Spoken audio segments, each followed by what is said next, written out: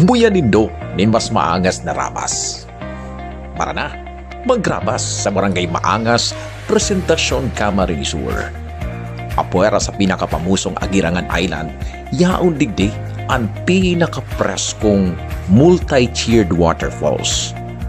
Ang Rumaraong Waterfalls. Berding-berde ang palihot. Mapresko ang tubig. Malinaw na malinaw na malinaw. Kung lipot ang pigahanap nindo asin malidig na karigusan, yaon ang digdi sa Rumaraong Waterfalls.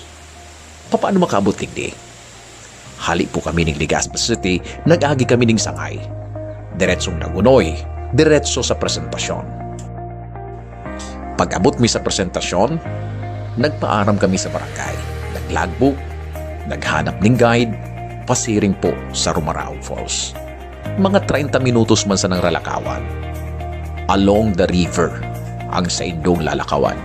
Dahil nakaipuhan nin mga tukadon.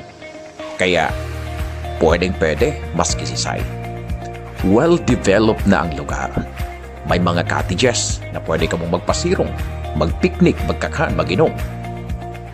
May mga hagdanan na maaagihan, safe para sa mga aki asin sa mga gurang.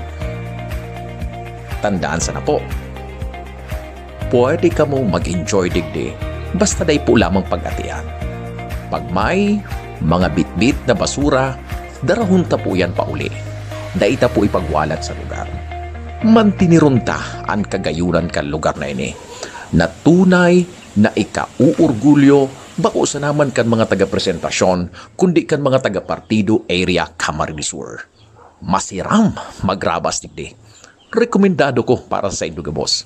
Kaya marana sa presentasyon Camarines Sur.